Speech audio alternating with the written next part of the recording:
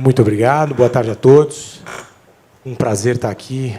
Antes de mais nada, agradecer à Natália e ao Conselho do Move Infra pelo convite e, evidentemente, a todos os presentes aqui. Um painel, como a Natália tem ressaltado, né, um dos eixos centrais do Move Infra, desde que a gente iniciou o movimento, é a questão de sustentabilidade, inclusive um dos pilares que norteiam, inclusive, a composição do grupo, né, que compõe o movimento.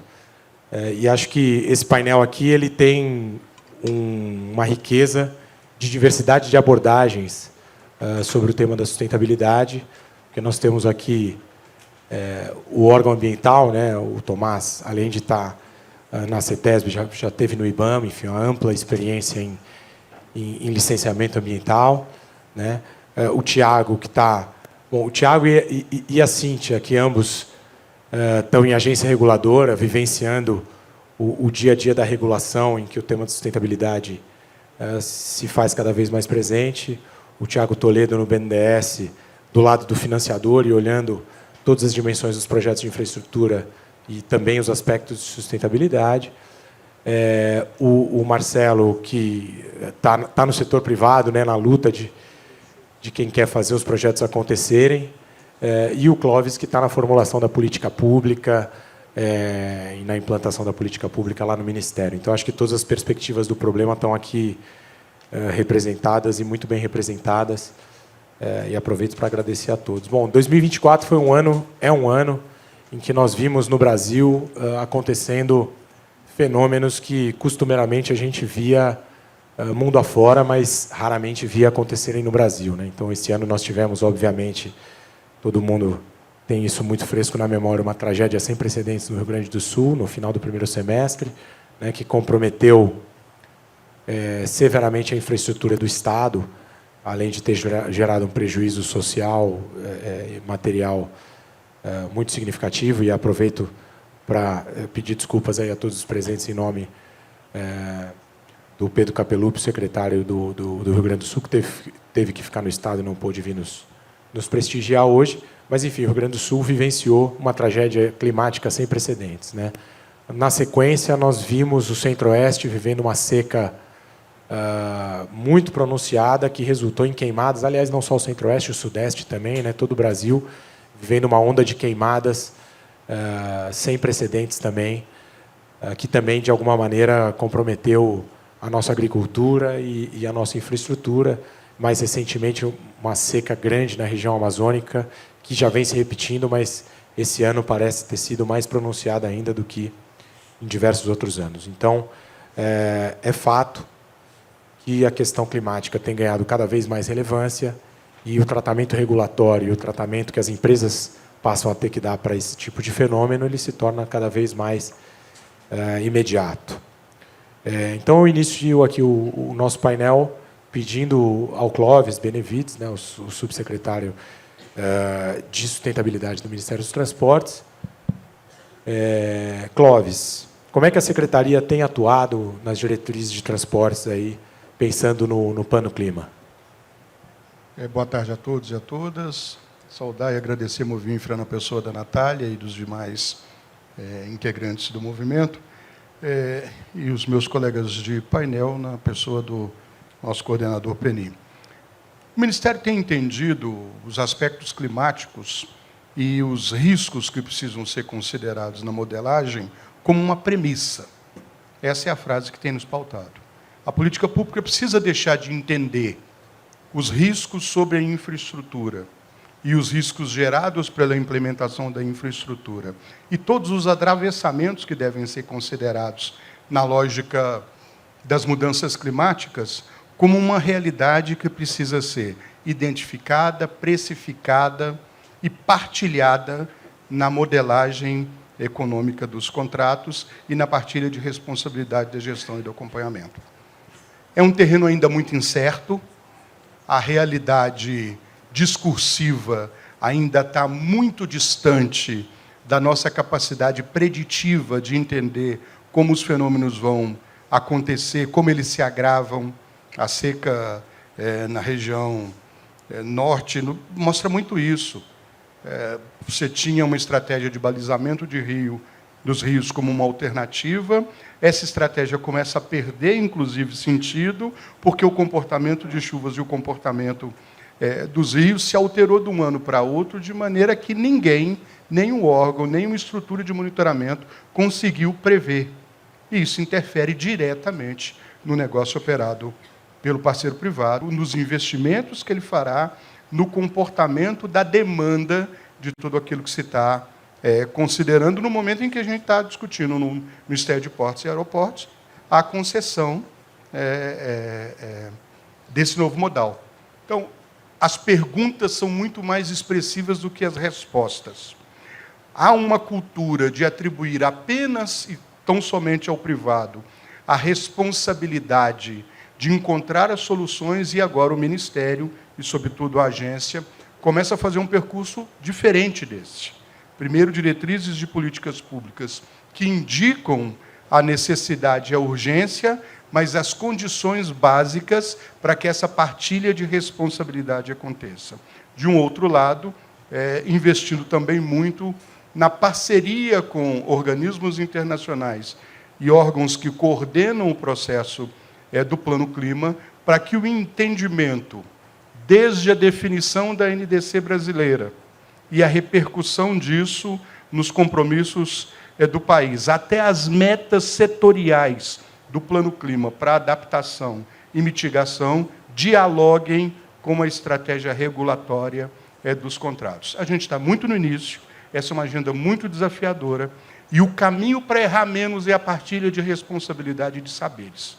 Então, a gente está muito focado nisso, essa é a diretriz do ministro Renan, do secretário Jorge. Nós estamos transformando isso em diretrizes de política pública, mas fazendo um processo distinto com a NTT, a muitas mãos, numa posição, inclusive, de vanguarda da NTT, de construir uma regulação responsiva a partir desses achados e desses desafios. Para encerrar, há que se identificar, e existem mecanismos colocados, por exemplo, o mapeamento do adapta-vias sobre a infraestrutura de transporte terrestre, dos riscos climáticos. Agora a gente está entrando numa fase de minerar essa informação para um pouco mais de assertividade. Há que se precificar os custos de adaptação de longo prazo, mas as estratégias de enfrentamento de curto prazo e de resiliência, e modelar com essa perspectiva, ou, no caso, reequilibrar os contratos também com essa perspectiva. Essa é uma realidade de todos nós, e a partilha de responsabilidade precisa ser de igual forma. Perfeito, Clóvis. Obrigado. O Clóvis falou em reequilíbrio de contrato, em mecanismos para financiar essa jornada que o país vai ter que atravessar agora. Então, eu pergunto aqui para o Tiago Toledo Ferreira, desculpe. O banco, o BNDES, ele passou por um período em que ele desembolsou centenas de bilhões de reais em financiamentos, depois ele se retraiu, agora ele está retomando um papel maior de protagonismo e está se engajando na transição ecológica, né? Mas os recursos dedicados a essa temática, eles ainda são tímidos, né? Ainda são, talvez, insuficientes para o volume que a gente, inclusive pela fala do Clóvis, imagina que vão surgir como necessidade nesses próximos anos. O que a gente vai ver da parte do BNDES nesses próximos anos, Tiago? Guilherme, eu acho bem interessante aqui a fala do Clóvis. Eu vou assumi-la como ponto de partida. Tá? A transição ecológica, como a gente está definindo aqui, é o grande desafio da nossa era. Tá? E a gente, como país, assumiu o compromisso. E, a despeito do compromisso feito pelo poder público, isso afeta as decisões privadas, seja na matriz de risco, seja na avaliação de retorno. Já é um risco que a gente já vem materializando. A gente teve, está aqui o Tiago Pereira da ANAC, ele vai, imagino que vai comentar o caso do aeroporto de Porto Alegre. É um caso concreto, a gente tem materializado, a gente tem aqui no movimento a Hidrovias, eu acabei começando, nem agradecer, porque está a Natália na minha frente, eu acho que ela, como grande liderança do movimento aqui, Natália, agradecer a oportunidade, em seu nome, todos os participantes, tá, desse evento aqui. Então, Guilherme, o ponto fundamental aqui de partida, eu acho que hoje a gente não deve mais analisar a transição ecológica como algo apartado. A gente tem os projetos normais e os projetos de transição. Como o Clóvis colocou, essa é uma dimensão que vai ter que ser incorporada. E aqui, trazendo a visão do financiador, eu vejo que a gente vai ser o último elo ali, o elo que vai fazer nessa junção. Mas a gente tem que ter uma base, pelo menos uma base regulatória sólida. Eu acho que a gente tem 2 agências aqui depois. É bem interessante, tem que ter uma base regulatória. A gente tem que ter uma base tecnológica. Quando a gente está falando de uma ferrovia, por exemplo, padrão, a fonte, o padrão de propulsão, mesmo mudanças aerodinâmicas no material rodante, eu acho que é um processo que tem custo, tem desenvolvimento.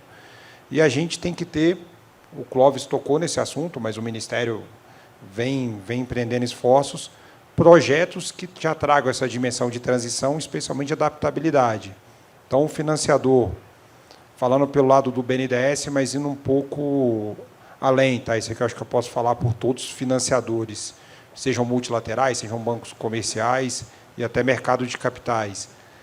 A gente está incorporando já na nossa análise a dimensão climática, assim como a gente tem o risco de crédito tradicional, o risco climático ele passa a fazer parte da nossa análise e ele passa a ser um elemento fundamental. Tá? Então, hoje, por exemplo, um projeto hidroviário, um projeto rodoviário, a gente vai analisar o risco que tem aquela infraestrutura e a resiliência dela enfrentar. Então, isso vai ser algo já está incorporado. Só que, por outro lado, por serem tecnologias que ainda estão em estágios iniciais de desenvolvimento, em muitos casos, a gente talvez requeira arranjos financeiros diferenciados para viabilizar. Então, entrando nesse ponto específico, eu vou dar destaque aqui para um ponto que a gente pode até desenvolver depois, que é o Fundo Clima. Tá? O Fundo Clima, ele era um fundo, como foi falado aqui na introdução, que despendia ali 200 milhões ao ano, em média, limitado a 80 milhões por projeto. Isso é insuficiente para viabilizar uma equação econômica de um projeto. Neste ano, ele já subiu para 10 bilhões de reais, até 500 milhões por projeto. Então, isso já muda a equação risco-retorno do projeto, já começa a viabilizar soluções que ainda com tecnologias que ainda são nascentes, que talvez não tenham um retorno pleno. Então, acho que a gente já começa a vir por isso. O Fundo Amazônia também mudou a escala. O Fundo Amazônia também tem uma dimensão econômica no apoio dele. E, para além do BNDES, eu acho que o mercado de capitais também é outro caminho. A gente fez uma operação, aqui aproveitando você, Guilherme, com a Rumo. Ano passado, a gente fez uma operação de um título SLB, que tem uma meta de descarbonização associada. Então, se essa meta não for atingida, a empresa leva um pênalti com aumento de cupom de juros. Então, foi uma emissão distribuída plenamente a mercado. Então, esses mecanismos privados internacionais, e aqui, Clóvis, a gente que hoje está, seja uma instituição multilateral, governo, a gente tem um desafio de mobilizar esse fund que existe no mundo, esse capital com apetite, esse capital que a gente fala de propósito, para poder viabilizar. Eu acho que, eu não diria que são insuficientes, tá, Guilherme? Eu acho que a gente tem hoje um arsenal de medidas, mas a gente vai precisar de uma base regulatória preparada. Acho que em construção é um processo, né, de projetos que já incorporem.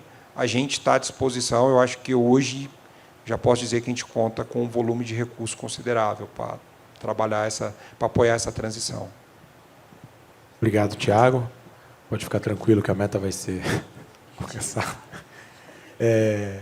Mas aproveitando a sua colocação, né, você dividiu o passado em 2 blocos, né, os projetos de transição ecológica e os projetos, entre aspas, normais, e colocou que agora já não existe mais essa segregação. Né? Tudo, na verdade, tem que ter um componente de sustentabilidade dentro. Né? E eu aproveito para perguntar para a Cíntia, sabendo que a NTT está desenvolvendo uma política de sustentabilidade, como é que a gente equilibra esses 2 objetivos, né? O objetivo da descarbonização e da adaptação com os custos contratuais e a sustentabilidade econômica dos contratos?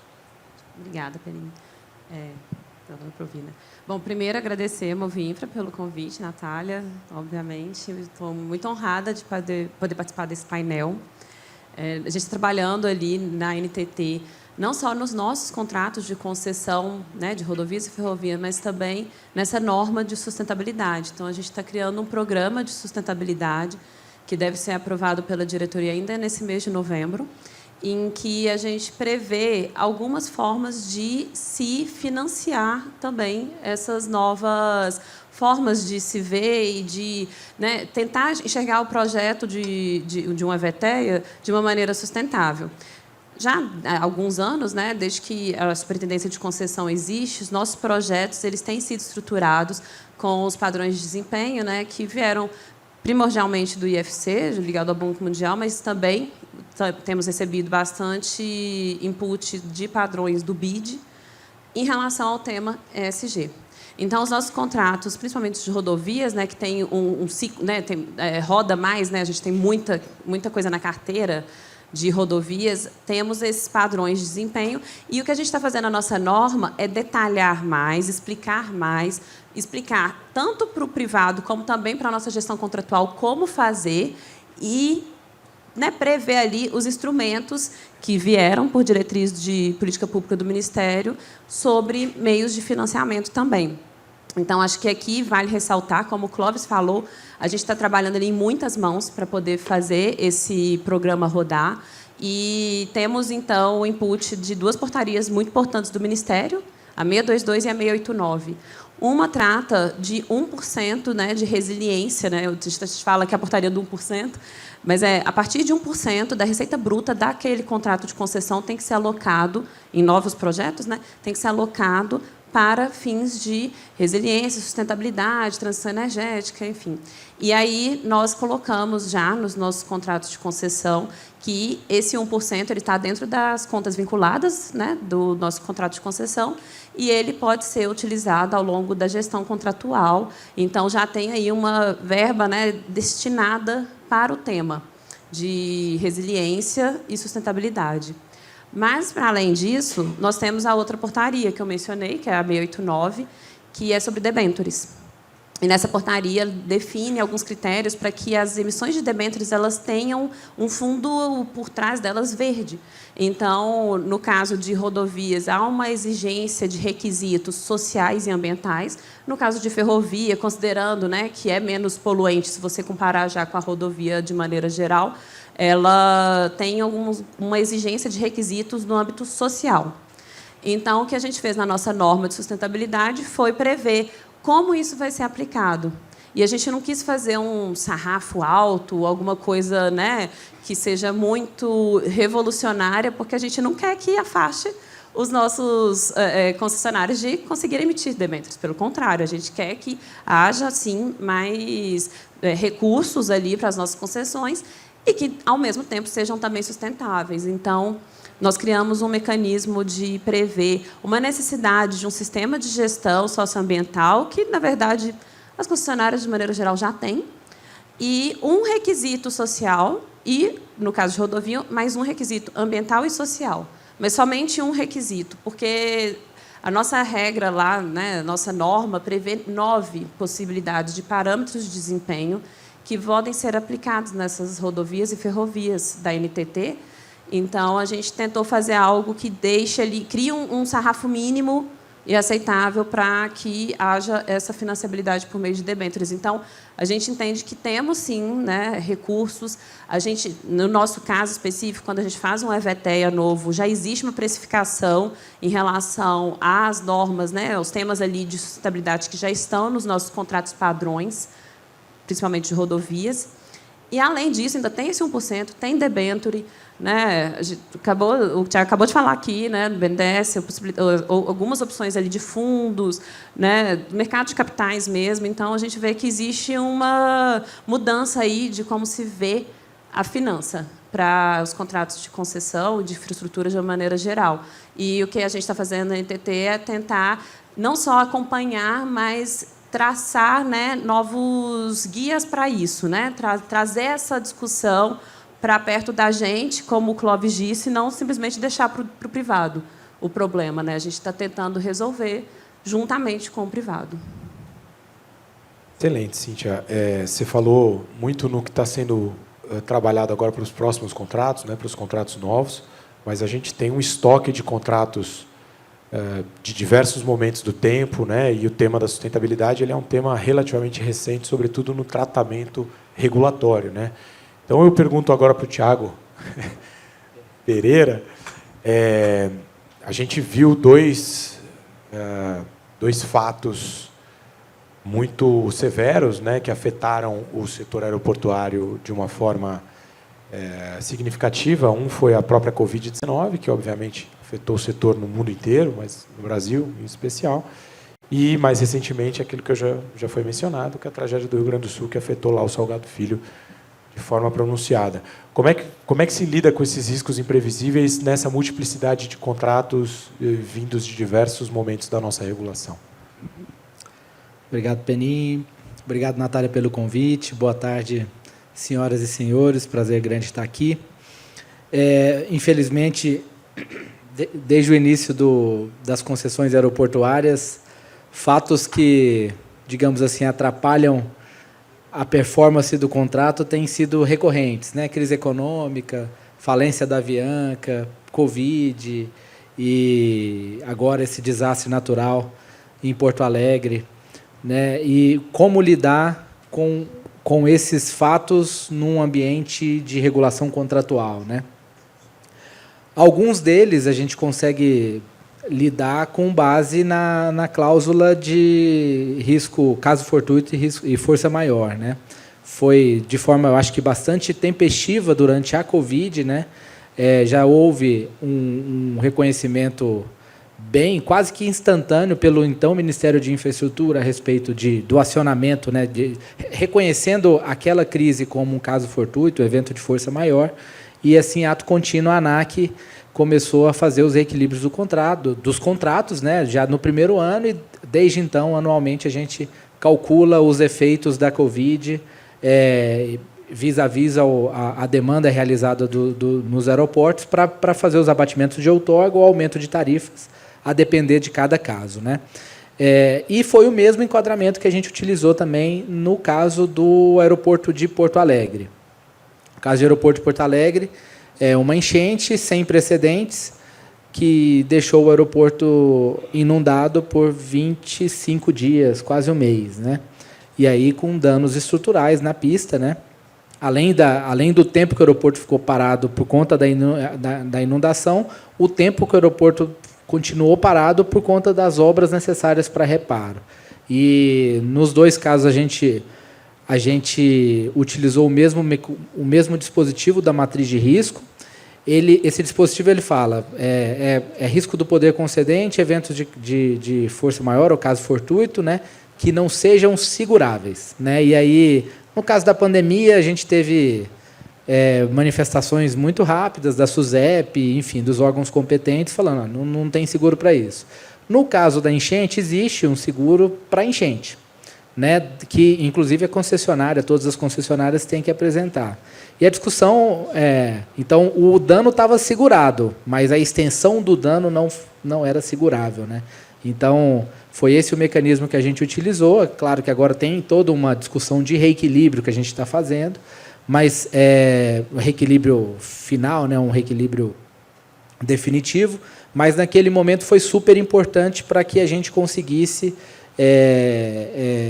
ir por uma linha de uma medida cautelar e possibilitar que o governo provesse de forma cautelar fundos, um pouco mais de 400 milhões de reais, para que a concessionária conseguisse, junto também com o apoio do BNDES, né, conseguisse, num ambiente sem receita nenhuma, né, mantendo os funcionários sem receita nenhuma, porque o aeroporto estava fechado, para que ela conseguisse fazer essa reconstrução que está em andamento. A primeira etapa foi entregue agora no dia 20 de outubro, uma segunda etapa para antes da próxima alta temporada, para o dia 16 de dezembro, né, para abrir para voos internacionais.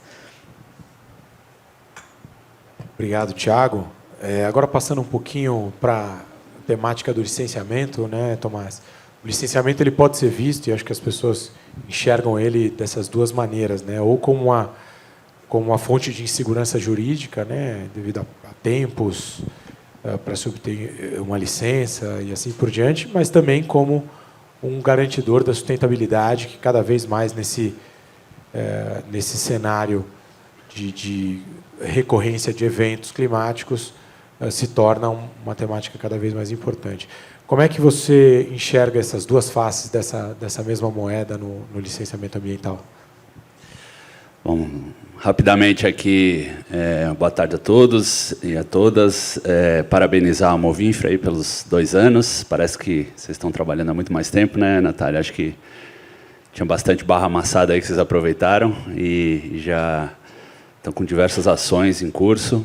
E pela qualidade do evento também, para a gente é uma oportunidade super importante poder falar um pouquinho aqui de licenciamento ambiental, com essa plateia qualificada, muitos usuários aí dos nossos serviços de licenciamento ambiental e também muitos representados pelo próprio Movinfra, né? Pelo Conselho do Movinfra. Bom, eu fui escalado aqui pelas Natálias, né? Pela Marcassi e pela Rezende, para representar aqui o Estado de São Paulo e falar um pouquinho de licenciamento ambiental. Então, eu vou aproveitar a perspectiva do evento, né? Fazendo esse olhar histórico para os 30 anos da Lei de Concessão, dizer nessa moeda de duas faces, ou como a gente estava conversando sobre o copo meio cheio, meio vazio, né? Perspectiva do copo meio cheio, meio vazio. Então, para o passado, certamente o copo é cheio, porque, para quem trabalha com meio ambiente, é nítida a diferença de performance ambiental dos projetos que são conduzidos pelas concessionárias, né? Então, há uma eficiência operacional muito maior, então há estudos, né, estudos qualificados, estudos de impacto ambiental, projetos de melhor qualidade, medidas compensatórias, então compromissos assumidos, sempre associados a um CNPJ específico, e então, associado à concessão, a gente tem um modelo de governança, né, muito mais eficiente muito mais responsável com o meio ambiente e muito mais eficiente para investir no meio ambiente. Então, para o passado, certamente o copo é cheio. Olhando para o presente, a Natália falou 80 bi em 5 anos, a gente já está fechando o segundo, então, assim, o copo está meio cheio, mas tem uma sede enorme, né? Difícil saber se vai ter água para todo mundo aí, mas é nossa missão. Todos esses investimentos precisam passar por licenciamento ambiental e, para dar ordem de serviço, não basta a LP, precisa da licença de instalação. Então, é claro que a gente tem um empenho muito grande para poder viabilizar esses projetos. E é importante, há uma cobrança muito grande por uma celeridade do órgão ambiental. Então, nesse diálogo nosso com os usuários, lá em São Paulo especificamente, são as duas vertentes que a gente vem trabalhando bastante. Primeiro, segurança jurídica das licenças, então ter uma instrução bem robusta do processo de licenciamento, mas ter uma decisão com celeridade para que a gente possa viabilizar os projetos. Então, os 80 bi, não deixar eles represados no licenciamento ambiental. E, olhando um pouco para frente, falando do futuro, eu acho que é muito importante, né, considerando a experiência tanto de IBAMA quanto do órgão estadual de meio ambiente de São Paulo, a gente pensar numa estrutura, num procedimento específico para cuidar do licenciamento ambiental das concessões, porque é muito diferente a gente licenciar obras públicas. Então, a CETESB licencia muitos projetos de prefeituras, né, 645 municípios no estado de São Paulo. A qualidade dos estudos apresentados, o tempo de elaboração, a forma de contratação dos estudos é totalmente diferente, não só dos estudos, como da execução dos programas. Então, é muito importante a gente pensar num procedimento diferenciado.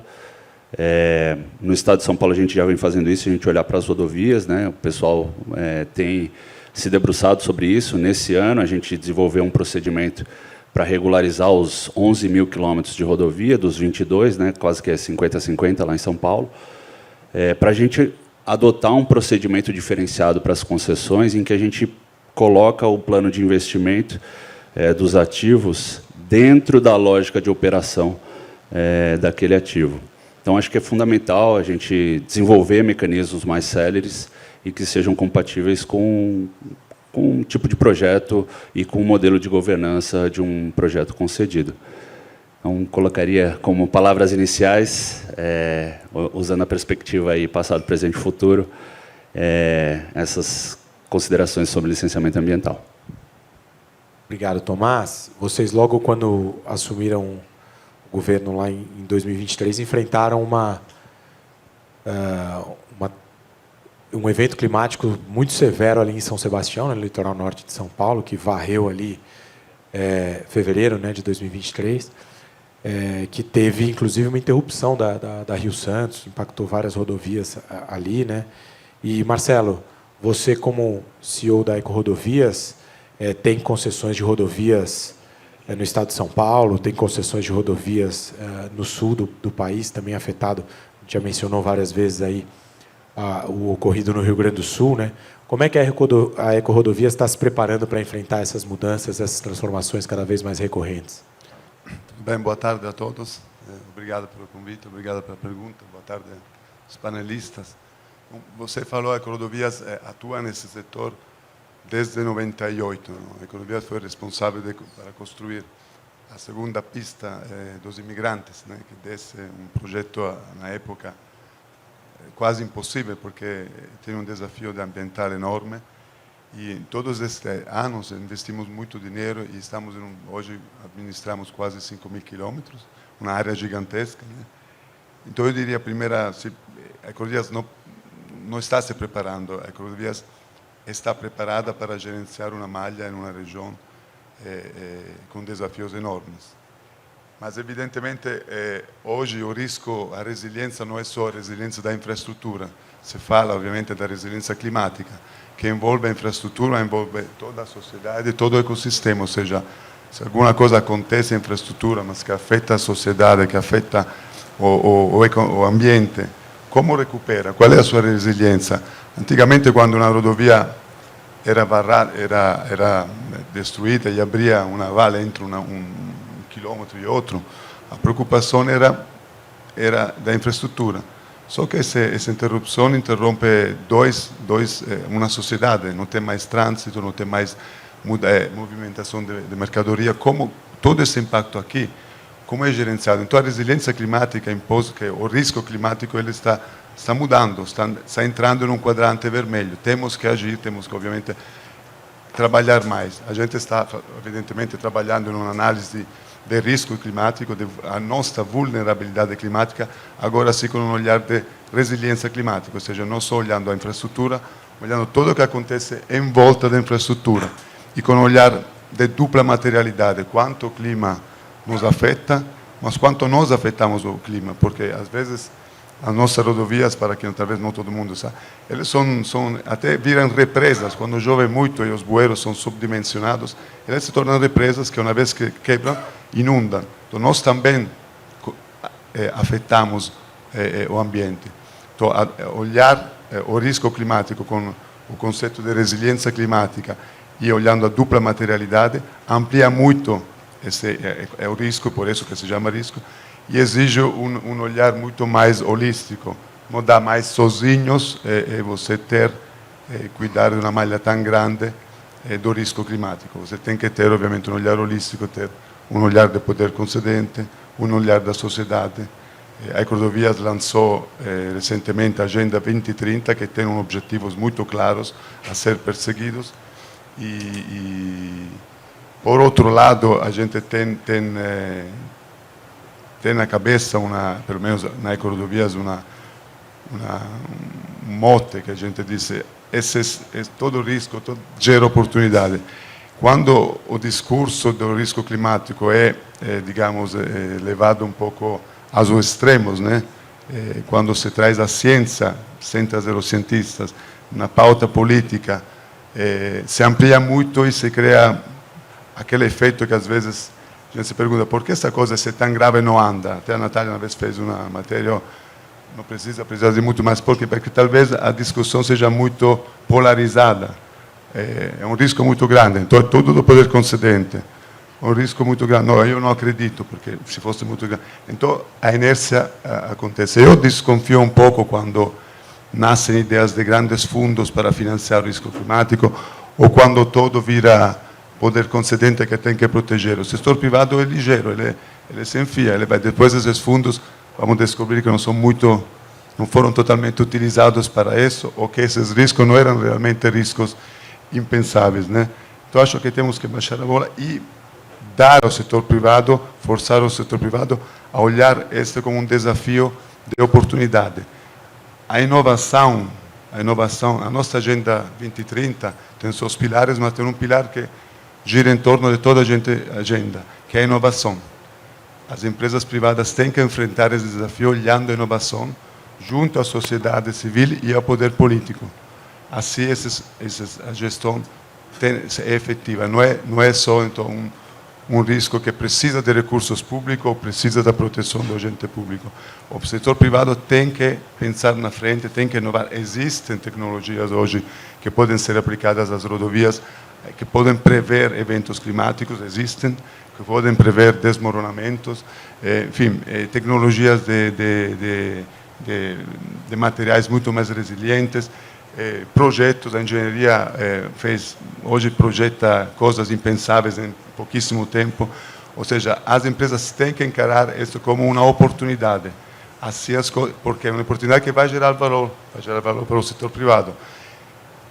E tirar da frente, não deixar que no setor da infraestrutura entrem aventureiros chamados por dinheiros de fundos que subvencionam ou de um poder concedente que abraça todos os riscos. Então o setor privado tem que encarar, fazer a sua parte, inovar, olhar essa situação, esse risco que está se mexendo, entrando num quadrante e trazer ele de volta, com um esforço do setor privado, obviamente, com o que se chama triângulo virtuoso, a sociedade e o poder político. Então eu quero declarar que nós somos operadores de rodovias, iremos investir, inclusive estamos até estudando a construção da terceira pista dos imigrantes. Evidentemente que sabemos que existe risco climático. E toda vez que estudamos, a gente faz contas, faz números e traz a atenção. É evidente, depois os contratos já levam mecanismos como aquele que foi falado da proteção da demanda. Esse é um mecanismo que quebra qualquer tipo... Você tira o risco da demanda de um contrato. Fenomenal. Grandes mecanismos são aceitos. Agora, entrar em tudo, trazer tudo para o contrato, trazer tudo, olha, 1% de receita é pouco para financiar. Por que é pouco? Porque alguém sabe exatamente o volume, sabe? Então, acho que o que a Rodovias está fazendo, o que o setor de rodovias está fazendo, o que os nossos fornecedores estão fazendo junto a nós, é se preparar para esse desafio. A gente levou a cadeia logística que nos dá suprimento juntos. Nós temos que mudar, vocês também temos que enfrentar esse desafio. E as agências juntos também. A agência de rodovias foi a primeira que implementou a tecnologia HSWIM, pesagem automática. São tecnologias que a agência NTT tem ajudado muito as empresas de rodovias a implementar. Ou seja, essa visão de inovação é que vai fazer com que esse risco volte a um risco gerenciado. E não unicamente fundos, reservas ou bater a porta do poder concedente. Então a gente tem que trazer para nós empreendedores, fazer a nossa parte também. Obrigado, Marcelo. Parabéns pela criatividade e a velocidade com que a Ecorodovias tem enfrentado a temática. Você falou muito do protagonismo do setor privado e da necessidade da gente encontrar um balanço equilibrado de distribuição de riscos nesse processo, né? E o Tiago Pereira tinha falado também nos casos concretos, né, em que, no caso da Covid, não havia, por exemplo, possibilidade de previsão de seguro. Já no caso do Salgado Filho havia o seguro, mas numa magnitude muito diferente daquela que seria necessária para reconstruir infraestrutura. Enfim, um ambiente complexo de você encontrar o equilíbrio correto para endereçar um risco que é de difícil mensuração, como você mesmo colocou, né, Marcelo? O que o Ministério dos Transportes está pensando em incluir nas discussões a respeito da adaptação e da mitigação de riscos, Clóvis? Nós estamos terminando agora 2 trabalhos, que são os planos setoriais de adaptação e mitigação do setor de transportes no contexto do Plano Clima. Então, é importante que a gente se oriente a partir desse debate. Serão primeiro as premissas, depois os conceitos balizadores, para que então se defina metas específicas no contexto do Plano Clima, dialogando com toda a política nacional para adaptação e mitigação dos riscos no ambiente do setor de transportes. E estamos desenvolvendo 2 outras frentes para as quais são essenciais a participação efetiva. Primeiro, com a NTT e o BID, que é a definição de aderência, mensuração e formas objetivas de que essa agenda de sustentabilidade seja parametrizada para que a gente tenha um cenário efetivo de definição de metas e de alocação de riscos a partir de um processo metodológico sólido. Segundo, também com o BID, desenvolvendo uma estratégia, que é um roadmap, que nós chamamos de Plano de Negócios Sustentáveis, que vai da linha de entender que riscos podem se tornar oportunidades, que ativos podem ser utilizados numa outra perspectiva e como as estratégias que o Ministério da Fazenda está conduzindo de novas economias pode se aplicar a essa nossa realidade. Então, também uma consultoria bem ampla, que vai ouvir todos os setores, todos os interessados, para que a gente migre apenas do risco identificado, mas para as oportunidades que precisam ser incorporadas a essa nova agenda. Nós chamamos de premissa, porque não há condição de fazer esse debate sem considerar os riscos, mas chamando as oportunidades para a mesma mesa, para que a gente consiga, então, ter um cenário efetivo de partilha de responsabilidades. Perfeito, Clóvis. Obrigado. Tiago, Toledo Ferreira, nós, enfim, acho que celebramos aí o advento do Fundo Clima e a sua utilização, mas a gente ainda enxerga, como setor de infraestrutura aqui, as ações mais voltadas para projetos ambientais mais puro sangue, né?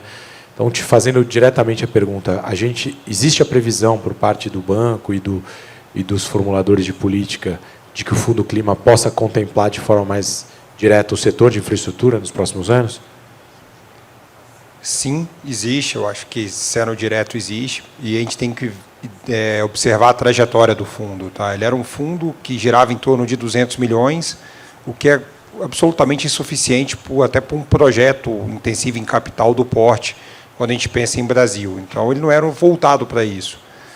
Agora, com esse aumento do patrimônio e da capacidade de apoio anual para a casa de 10 bilhões, eventualmente até indo para valores significativamente maiores, eu acho que a gente já começa a poder trabalhar com infraestrutura. Então, no ano passado, eu acho que quando o fundo ele abriu um caminho para a questão da energia, a gente também, infraestrutura, que a gente está muito focado em transporte, energia teve uma alocação muito forte. Em transporte, a gente começa em mobilidade urbana. Então, a gente tem desafios ali em mobilidade urbana. Hidrovias, a gente começou a apoiar, teve apoio efetivo. E eu acho que a próxima fronteira a gente tem aqui nessas grandes infraestruturas de transporte, né? Eu acho que o fundo, eu vou aproveitar aqui, Marcelo, a sua fala, ele não é uma bala de prata, tá? Acho que a gente não vai ter ele como a grande solução para todos os projetos, mas, Marcelo, esse ponto eu acho importante caracterizar. Existem algumas tecnologias, alguns projetos que eles geram muita externalidade positiva para a sociedade e hoje a equação econômico-financeira talvez não feche, por conta do custo financeiro. E aí a gente tem e aí ele torna-se uma ferramenta poderosa. A gente vê ele muito no contexto, até pela manhã, acho que foi o ministro, não sei se foi o ministro Renan, falando numa perspectiva de blended finance. Tá? Ele, sendo uma das fontes do projeto, ele gera uma viabilidade. Então, eu acho que existe uma perspectiva muito positiva para ferrovias, eu acho que é a próxima fronteira que a gente enxerga. é fundamental. Acho que quando a gente fala de transição, dessa transição energética, a gente pensa muitas vezes em eletrificação, só que a gente esquece que o Brasil, a gente tem uma fronteira muito grande que é desenvolver módulos de alta capacidade. Tá?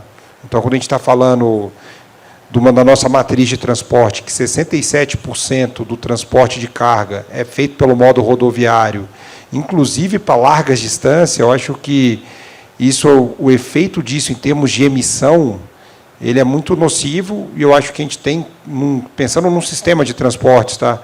A gente tem modos de transporte que são mais indicados para longas distâncias, como a ferrovia, como uma hidrovia, como até uma cabotagem de uso marítimo. A gente tem a rodovia, que tem seu valor na média e baixa e curta distância. Então, acho que quando a gente está vendo, e a gente defende essa tese, tá? Quando a gente está vendo uma transição ecológica, o aumento da capacidade do modo hidroviário, do modo dutoviário e do modo ferroviário, essa mudança estrutural da matriz, sim, talvez seja das medidas mais eficazes para se promover a transição. Então, nesse sentido, a gente defende e vem observando nos últimos anos. Eu acho que a expectativa, mantendo-se essa trajetória, sim, é que a gente tenha mais segmentos apoiáveis. Eu acho que aí a gente vai ver, ao longo do tempo, eventualmente, tecnologias, até no modo rodoviário, tá, que demandem, que tragam, seja de cobertura asfáltica, sejam algumas intervenções ali que reduzam significativamente as emissões, mas eu acho que no transporte rodoviário vai estar mais para o lado do equipamento de transporte, tá? Uma eletrificação, uso de fontes alternativas, principalmente se a gente for ver do poço à roda, tá? A gente fala muito de biocombustíveis. O Brasil tem vantagem comparativa. A nossa agricultura ela é mais de baixo carbono que a gente observa no clima temperado, então a gente também tem possibilidades. Tá? E aí, Guilherme, sendo bem...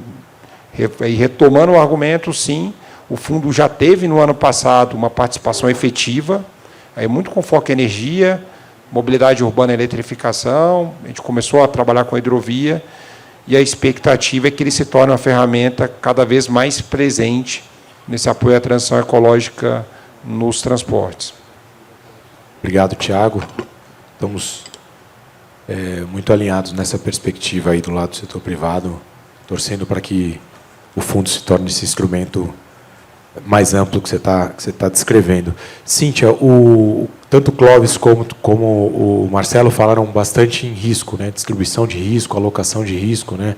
Você pegar os contratos de concessão lá dos anos 90, acho que nos mais diversos setores eles simplesmente não têm matriz de risco, né? Aí os contratos aí da última década e meia passaram a ter, e agora a gente vê a emergência aí dos eventos climáticos e a necessidade de se revisitar cada vez mais esse assunto. Como é que a NTT vem lidando com o risco contratual e com a incorporação desse tipo de risco de mudança climática nos contratos? Bom, essa pergunta geraria um seminário inteiro, né? Mas, na verdade, a gente já, de fato, como você já mesmo mencionou, a gente tem uma matriz ali para alocação de riscos já bastante avançada. Recebemos, inclusive, bastante elogios em relação à matriz de riscos da NTT. E a gente tem ali uma distribuição de riscos que possibilita que a gente tenha alguns critérios, por exemplo, de riscos geotécnicos e ambientais já previstos ali naquela matriz, né? Então, vamos supor, se já tiver alguma previsibilidade de um escorregamento de talude, por exemplo, num EVTEA de uma rodovia, aquilo vai estar já alocado à concessionária. Caso aquilo não seja previsível, vai estar alocado ao poder concedente. Então, existe já previsão nesse sentido.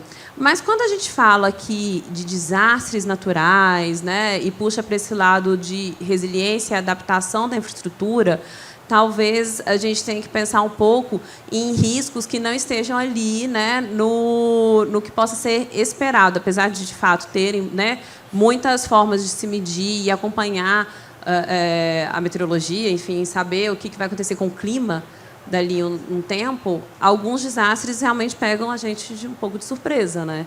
Então, pelo menos em relação à sua extensão.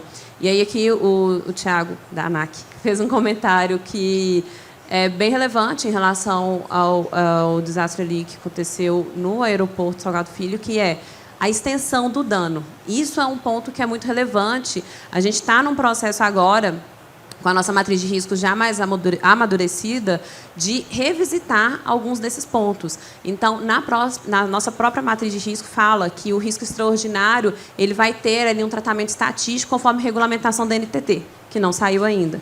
Então, a gente está trabalhando nisso. Então, a gente tem um projeto para poder pensar um pouco em como aprimorar os riscos extraordinários do contrato, em como também pensar em como, né, pensar esse valor, esse dano máximo ali, que pode ser calculado para fins de tornar o contrato de concessão mais segurável, né, mais previsível, e isso facilitar ali a relação das concessionárias com as seguradoras.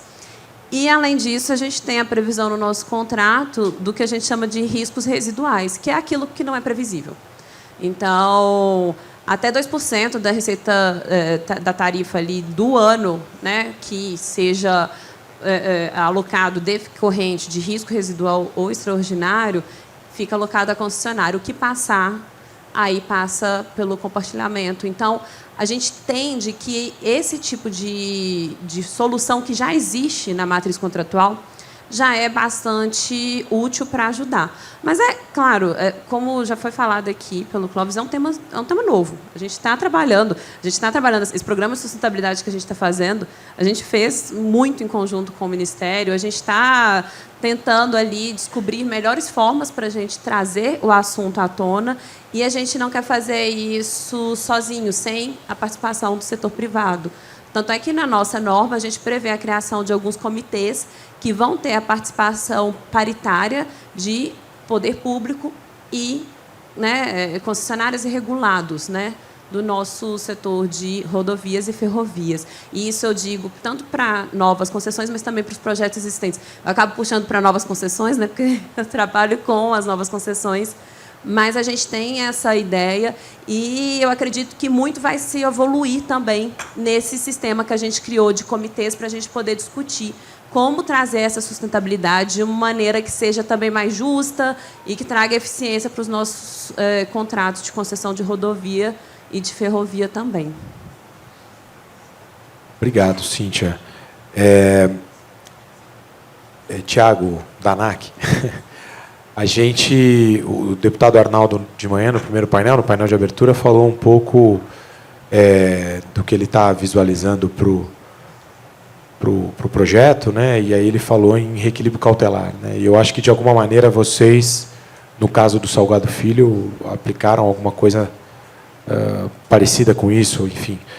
Ele pode ser uma solução para minimizar os impactos desse tipo de evento não previsto em contrato? Como é que você enxerga o reequilíbrio cautelar como instrumento para isso?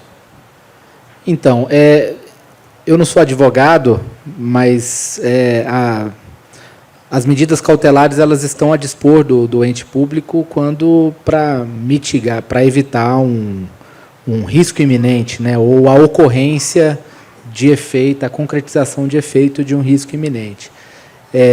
Assim, já temos o nosso contrato, né, o nosso contrato de concessão não tem não regulamenta esse assunto, só que o nosso entendimento era de que, em razão da necessidade de reconstrução de um equipamento, para vocês terem uma ideia, o Pedro não pôde vir, né, infelizmente, o Pedro Capelupi, 97 mil passageiros por semana lá no Rio Grande do Sul, em dezembro do ano passado.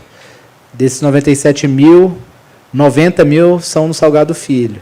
Olha só, é mais de 90% do tráfego aéreo do Estado. Então, o efeito era absurdo e cada dia adicional que o governo, que a sociedade ficasse sem aeroporto, é um dano muito grande. Então, diante desse cenário, a gente concluiu que, independentemente da análise de reequilíbrio, que demanda, todo mundo aqui trabalha no setor de infraestrutura, sabe como é que é um processo de reequilíbrio, né? Tem que mensurar direitinho as perdas, né? Enfim. Então, não daria tempo da gente fazer todo esse processo. já estava configurado como evento de caso fortuito, força maior. Tem essa questão do seguro que a gente está tratando. Enfim, então, a gente tinha elementos naquele momento para tomar aquela medida cautelar, né? Aquela medida cautelar que era um aporte do governo federal junto à concessionária para que a concessionária começasse, no mais rapidamente possível, a reconstruir o aeroporto. Como eu falei, cada dia adicional em Porto Alegre sem o Salgado Filho é um dano quase imensurável para a sociedade. Enfim, eu acho que eu sou regulador, eu, a princípio, acho que os problemas têm que surgir para a gente trazer regulação, né? Não tentar colocar regulação na frente, tentando prever problema, porque, geralmente, a realidade é mais inteligente que os reguladores, né? A nossa capacidade cognitiva é difícil de prever tudo. Mas, enfim, considerando que a gente já tem alguns exemplos, né? Acho que o governo do Estado de São Paulo também, na própria NTT, na agência, né? Pegar essa massa crítica e tentar melhorar o ambiente regulatório, eu acho que é super bem-vindo, e mais no sentido de lidar com o acontecimento, né? Uma vez que aconteceu, a gente tem que agir rápido, aí o instrumento cautelar ele é super útil aí para o agente público. Obrigado, Thiago. A Cíntia falou bastante, Tomás, em dificuldade de mensuração, né? Desse tipo de risco, dificuldade de mensuração das formas de mitigar, etc., né? E a gente sabe que os condicionantes e compensações ambientais também são, muitas vezes, de difícil mensuração. Como é que você enxerga as possibilidades da gente endereçar isso nos contratos, esse tipo de risco? Então, olhando contratos, mas então, sim, sempre a gente acaba fazendo a regulação ambiental, né, o licenciamento ambiental ao lado, nas concessões, da regulação, né? E aí é super importante um diálogo mais próximo possível entre os órgãos reguladores. A gente tem feito bastante esse estreitamento lá em São Paulo, para que a gente possa, para que principalmente o órgão regulador ele saiba interpretar os conceitos aplicados pelo órgão ambiental, né, dentro do licenciamento ambiental. Então, por exemplo, quando a gente avalia um estudo, identifica uma pendência para a emissão daquela licença, como é que o órgão regulador pode interpretar essa pendência, né? Se é de fato uma má performance do empreendedor, do investidor, ou se é eventualmente algo que não estava previsto e foi apontado numa audiência pública ou pelo próprio órgão licenciador em uma vistoria.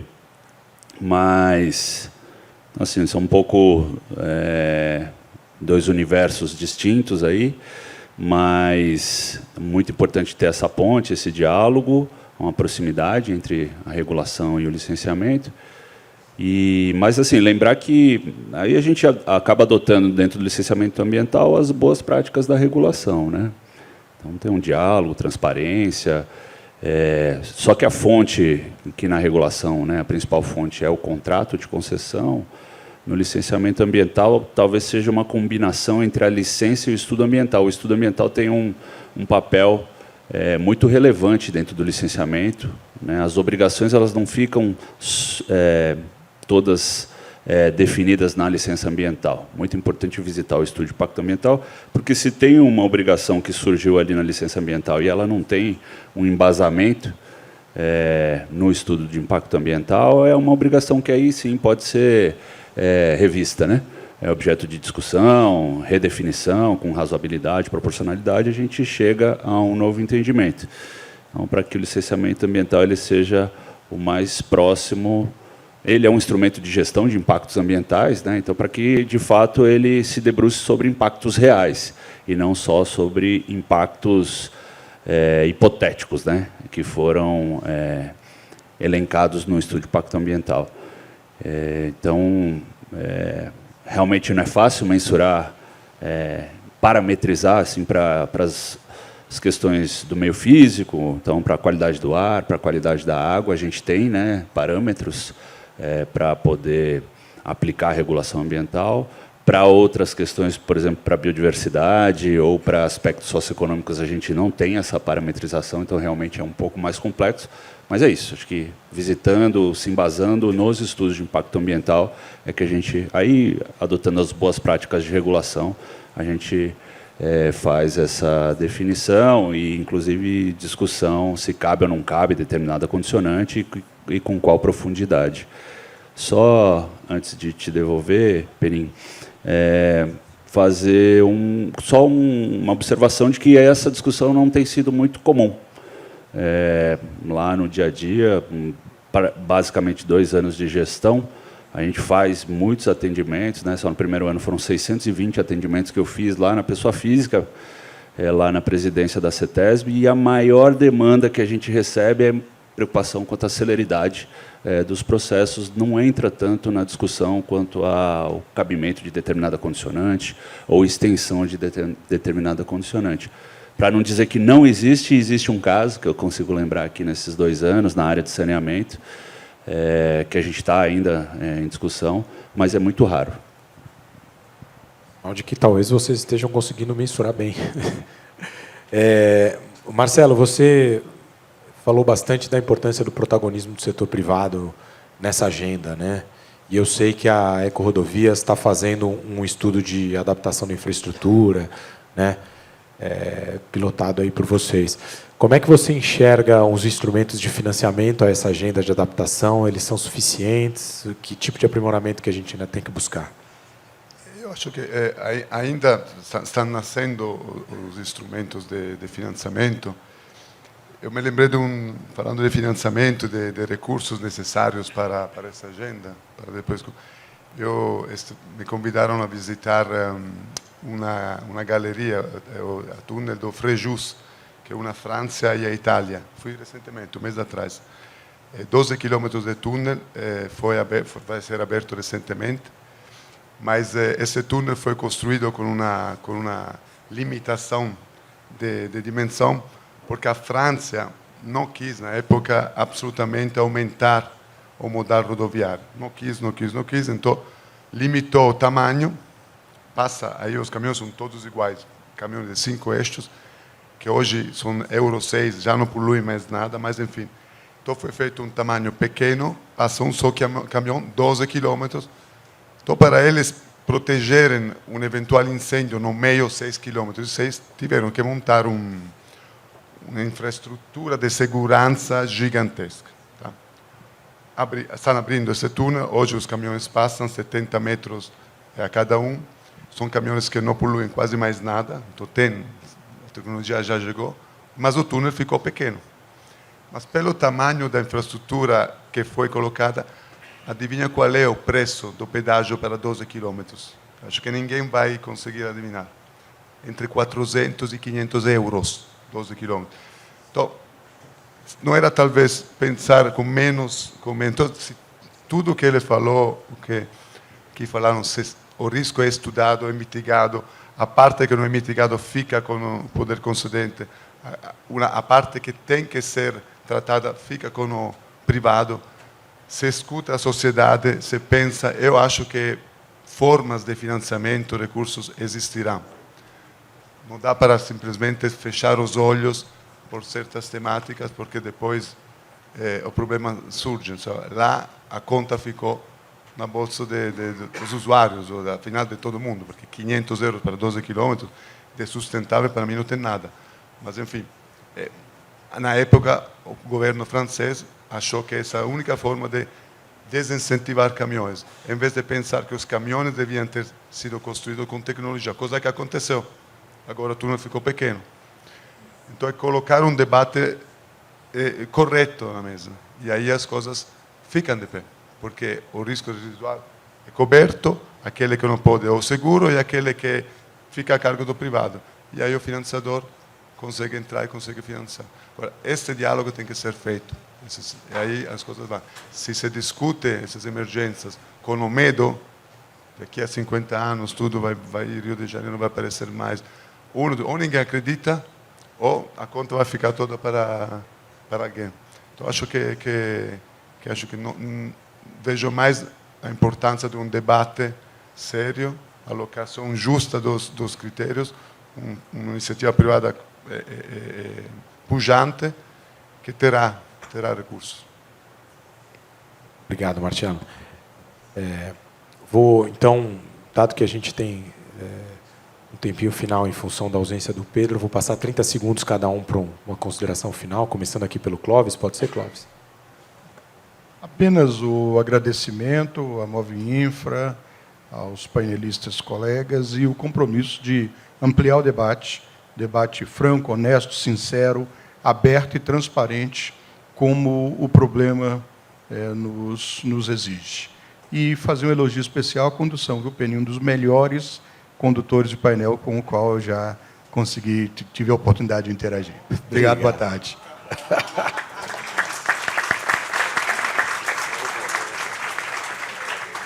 Tiago? Agradecer também a oportunidade. Eu acho que esse debate é muito necessário, então é muito oportuno a gente estar aqui. E do lado do BNDES eu coloco, nós estamos à disposição, a gente tem instrumentos, tem ferramentas de mercado de capitais, fundos. Então, tragam bons projetos, tragam boas iniciativas, a gente está aberto a discutir e a apoiá-los. E muito obrigado. Obrigado, Tiago. Cíntia, por favor.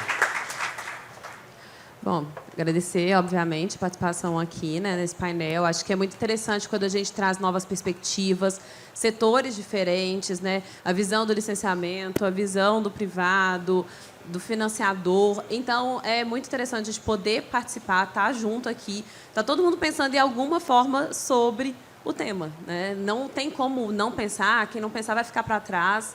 Eu acho que é muito importante a gente estar aqui. E eu, na minha posição aqui de reguladora, né, com 2 concessionárias aqui, uma de rodovia e uma de ferrovia, eu conclamo realmente a fazer parte a esse movimento que a NTT está trazendo na nossa norma de sustentabilidade. A gente está muito feliz de estar com essa possibilidade aqui na mão. Obrigada, gente. Obrigado, Cíntia. Eu era só o mediador, tá? Eu não estou aqui como concessionário. Tiago.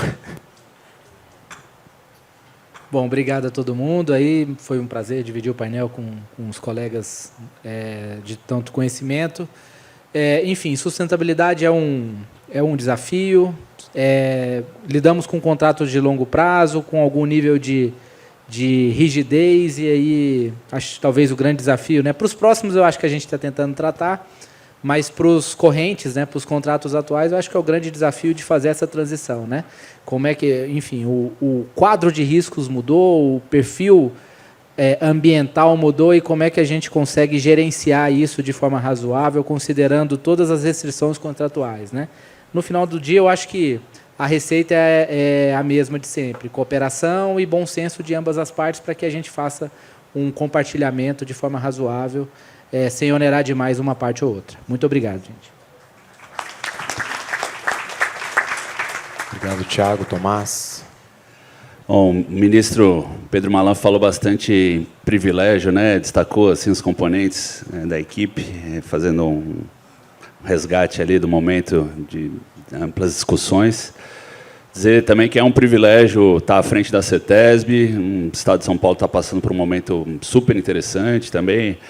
Enquanto a Marcaça fazia a apresentação dos 80 bi ali, tinha um mapa atrás do deputado Arnaldo Jardim ali, mapa bonito do Brasil. O Estado de São Paulo está todo rabiscado, então tem um tanto de coisa passando lá pelo Estado de São Paulo. Muitos projetos certamente passarão por essa discussão. Dos que foram citados ali, alguns são de licenciamento nosso, mas tem alguns também de licenciamento do IBAMA. Mas é isso, é um privilégio estar compondo a equipe ali, realmente lideranças espetaculares que a gente tem no Estado. Então, é um momento de criação muito grande, e esperamos o cronograma aí desse 80 bi para a gente poder processar os licenciamentos que são nossos. Obrigado, Tomás. Marcelo, o túnel ele conecta a França à Itália. Os franceses tiveram uma visão, e os italianos, só que acho que os italianos, eu estava do lado dos italianos, eles estavam muito bravos. Mas eu agradeço e acho que a mensagem: podem contar com a Movinfra e com as empresas que fazem parte da Movinfra nesse desafio de enfrentar o problema da resiliência climática. São empresas grandes, organizações que têm experiência,